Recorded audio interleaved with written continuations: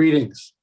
I am Isha, the spiritual director of the Assisi Institute in Rochester, New York. And I want to welcome you to another episode of Wrestling with God.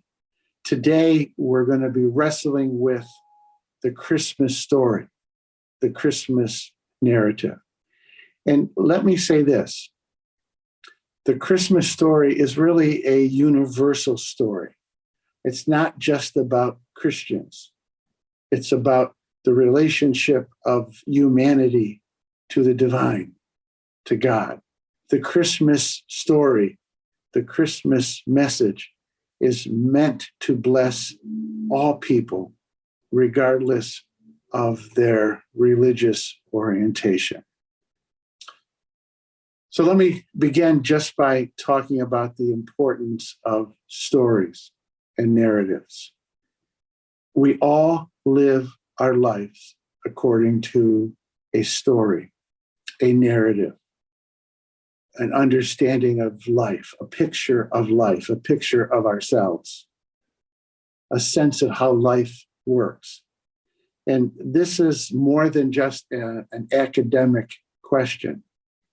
The quality of the stories or the story that guides our life has everything to do with the quality of our life and how we experience life and how we engage life. I'll say it this way. Our stories are a map to guide us through our journey in life. So it's very important to look at our stories, our individual stories, but also to reflect on those stories that are part of our tradition, part of our culture, part of our heritage, and to see how we can incorporate those stories into our lives, how they speak to us. Now, some of you may be saying, I don't have a story. We all have a story. Many of our stories are unconscious. We don't even have a sense of how they are guiding our lives, but we all have a story. So in this podcast, I want to invite you to wrestle with the Christmas story, to reflect on the Christmas story, and to see how it might speak to you. So the first phenomenon that arises out of the Christmas story is the reality of the miraculous. There are miracles. You have the virgin birth. You have angels appearing to the shepherds. You have a star in the heavens guiding the three magi, the three wise men, to the Christ child. And you have Joseph, the stepfather of Jesus, being guided in dreams to take care of and to protect the infant Jesus and Mary. So again, in the Christmas story, we just see this theme of the miraculous. I want to process this, at least at the start, with this story. A few weeks ago, I had a conversation with somebody who's literally, he's a scientist for a living and an avowed atheist. And he asked me if I believed in the virgin birth. And this is how I answered him, with a question. I said, what is more difficult to believe, the virgin birth, or that nothing created everything? That something came from absolute nothingness? That the Big Bang happened accidentally, again, out of nothingness. Nothingness isn't space. Nothingness is the absence of anything. What is more difficult to believe? And essentially what I said to him, if you believe that something came from nothing, that's a pretty big leap of faith. My point wasn't to convince him in the veracity or the truth of the virgin birth, but to open his understanding to the possibility of mystery, to the possibility of the miraculous. When we are living solely from a materialistic understanding of creation, that there's nothing but matter, that there's nothing transcending matter, there's no divine mystery, life becomes very flat. It becomes essentially uninspired. And I think we are living in an age where we have to have some faith in the miraculous. We have to have some faith in the possibility of life unfolding in a way that is beyond our imagination and beyond empirical science. We have to have some hope that there's something bigger and larger than us in our everyday life that we are participating in. Let me put it this way. Every day that we wake up, there are virtually an infinite number of possibilities that are presented to us. Some of those possibilities are remote and distant, and some are very close and very probable. But this is the point. We tend to see what we are looking for. If we're looking for answers to life, to our challenges, to our problems, in a very circumscribed and limited perspective, then what we will see will be circumscribed and limited. If we open our eyes, our minds, and our hearts to bigger possibilities, to solutions that are beyond our imagination, to possibilities that transcend material science and material creation, then we begin to discover them in our lives. Part of the Christmas narrative is to open us up to new possibilities, to see things that haven't yet materialized, but can possibly materialize. Again, we're living in a world that I think needs a sense of the miraculous, needs a sense of new possibilities that we haven't seen or imagined before now. We need a sense of mystery and the transcendent. So that's the first piece of the Christmas narrative, the Christmas story that we can integrate into our lives. That alone will make our perspectives larger. That alone will make our hearts bigger and our imagination larger and bigger and open to new possibilities. So there's another aspect that I think has a great deal of relevance to us and for us in the Christmas story. And that is the whole idea of divine guidance. You see it in the three wise men or magi. They're being guided by something transcendental, a star. Where is the star? It's in the sky. How would our ancestors have talked about stars in the sky? That stars are in the heavens. So again, part of the Christmas story is that there is this transcendental intelligence. It's not irrational, but it's transrational. It's a transcendental intelligence that can guide us in our lives. We see this in nature. We see this in our own bodies. For example, every 3 seconds, approximately 50,000 cells are destroyed or die, and 50,000 cells are created, each one knowing exactly what its functioning is in order to keep us alive.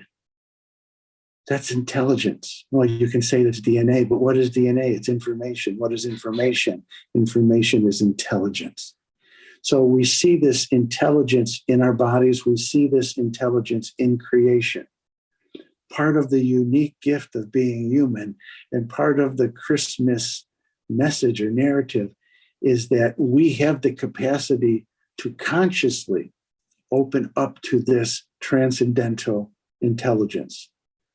This transcendental intelligence functions in nature mechanically or automatically, but we have the capacity to open up to it.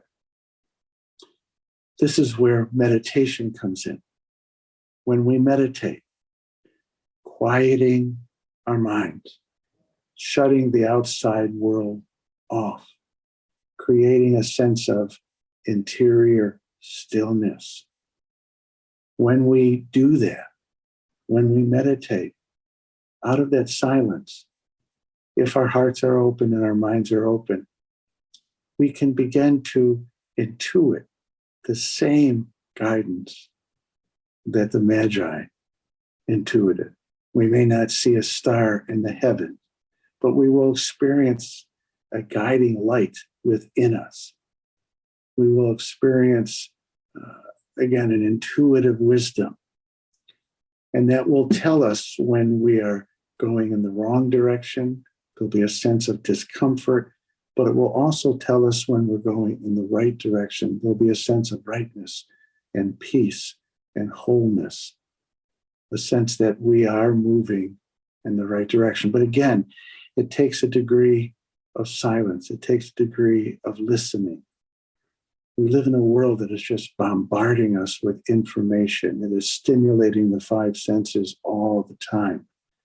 Again, creating through meditation and some degree of solitude in our lives, we have the capacity to tune into that interior voice, that guidance. The same light that guided the Magi can guide us. So, there are other pieces to the Christmas narrative that I think have relevance for us. First of all, we see the phenomenon of worship. We see that angels are worshiping God on that first Christmas. We see that the shepherds are worshiping God on that first Christmas. And we see that the three wise men are worshiping the Christ child. Now, let me just explain what worship is. The word worth comes from the same root that the word worship comes from. So worship has to do with focusing our time, our attention, our energy, our minds, and our hearts on something that we find worthy, something that we find of great value. We all know people who find money, for example, or power as their ultimate thing of worth. And we know in a certain way, because they organize their lives around money or power, that that is what they worship. Now, here's the catch. We become what we worship. People who worship money, for example, tend to become greedy. People who worship power tend to become power hungry and often abusive in their pursuit of power. People who worship God, and I'm not talking about worshiping a superhero in the sky, but what the word God represents: truth, beauty, goodness, love. When we worship God, we become more truthful. We become wiser. We become more loving. Our lives take on an expansive and positive and God-like fragrance.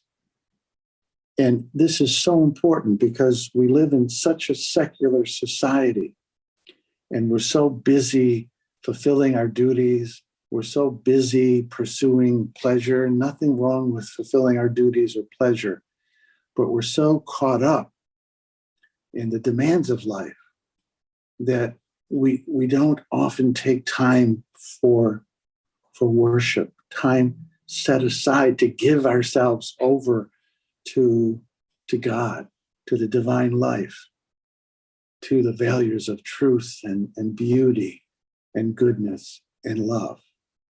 We really need to take time and set aside time on a regular basis to worship that way.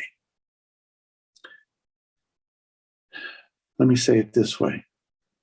I often talk to people who will tell me they're not religious and they're spiritual. Now, I understand what that means. And yes, there's a lot of truth to that. There are people who are religious, for example, who don't exhibit any spiritual qualities, don't exhibit any godlike qualities. There's no love, no beauty, no goodness emanating from them. But what I also find when I explore this issue of being spiritual and not religious, I ask them, well, what does that mean? Do you have any spiritual disciplines in your life? Do you have any spiritual practices in your life? Do you worship something bigger than yourself? And often people struggle with those questions. Now, oftentimes people will come back to me and say, yes, I'm part of a meditative community. I meditate every day. I pray. That's good. But being spiritual without some sense of God-centeredness, without some sense of worship, it doesn't produce the fruits in our life, the qualities that true worship and true spirituality, worshipful spirituality can produce in our lives. So again, I just want to underline this point that we become what it is that we worship. Now, there's another element in the Christmas narrative about worship that's very important. It's a communal affair. The angels, plural, the angels worship God on that first Christmas. The Jewish shepherds worship God. The three wise men together worship the Christ child. There's something very powerful when we come together with others.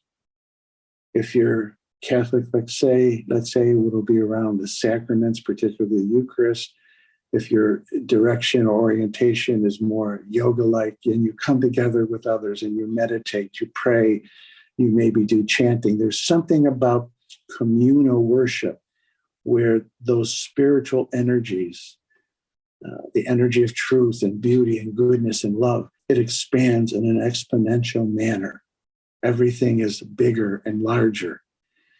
And it also creates a sense of community with others, a sense of belonging. We know how important it is psychologically and spiritually to have that sense of belonging, particularly around a higher purpose, a higher goal, around the worship of God, the worship of the highest love, the highest truth that we can possibly imagine. So the Christmas narrative invites us into worship, and it also invites us into communal worship, to being a community of people that worship together. Now, the last piece of the Christmas story that I want to reflect on is, I think, the most important aspect of the Christmas story. And that is that in Jesus, God became human. God fully entered into the human condition. That God is Emmanuel, God with us. And if we can begin to embrace, interiorize that part of the Christmas narrative, it has truly profound implications for our life. Because what it's telling us is that whether we're happy or sad, God is with us. Whether we are experiencing joy or pain, God is with us. Whether we are at the beginning of life filled with vitality and creativity and vigor, or whether we're towards the end of our life when those physical powers are waning, God is with us. And if God is with us, then we're not alone. And God then can make and will make good come out of whatever we're going through. If we can open our hearts and our awareness in an experiential sense to God's presence within us and around us and enveloping us, then we don't ever have to feel alone. We can be buoyed. we can be encouraged. We can be inspired. You know, everything around us sooner or later is going to pass. Relationships change, they end. Everything is subject to change except Emmanuel, God with us, except this fundamental connection we have to the divine, who has fully entered into human history and has fully entered into our individual history, not as a passive participant, but as a dynamic and loving presence that is guiding us and leading us toward our highest evolution. That is the ultimate message of Christmas, that God is with us, God is in us, we are in God, and therefore God uses all of the circumstances in our lives to bring about our ultimate good, to bring about our ultimate evolution, to bless us and to help us reach our highest potential. I want you to reflect on the Christmas story this holiday season, regardless of what your religious background is. Let the Christmas narrative kind of percolate in the very cells of your body. I'm going to close with a quote from Paramahansa Yogananda, the great Hindu saint, about Christmas, because I think it sums up everything. Christ is born in the cradle of each loving heart. The same consciousness and the same energy, the same spirit that was in Jesus can be born in our hearts. Christ is born in the cradle of each loving heart. So you must prepare your consciousness to receive him instead of just enjoying the material aspects of the Christmas celebration. Make your heart a cradle where Christ, the Christ consciousness, the love of Christ, the grace of Christ, the power of Christ, make your heart a cradle where Christ can be born again in your lives. This is the point. We are not meant to live our lives merely as rational animals. We are meant to live our lives as children of God, children of the Father, children of the Divine Mother. We are meant to live our lives as divine beings. That is the ultimate message of Christmas. The world doesn't need more ideology. It needs people who are living the divine life. I'll close with a quote from Mother Teresa. It's not enough to imitate Christ. We are called to be Christ. Christmas is an invitation to all of us to live, to experience, and to manifest the divine life in our everyday lives. I want you to have a Merry Christmas. To all my Jewish friends, I want you to have a wonderful Hanukkah. And to everybody that is listening, I want you to have a wonderful holiday season. God bless you. If you've liked this video, please like it. Subscribe if you're not subscribed. And please feel free to forward it to a friend. Again, God bless you. Happy holidays. Merry Christmas. Namaste. The divine in me bows before the divine in each one of you.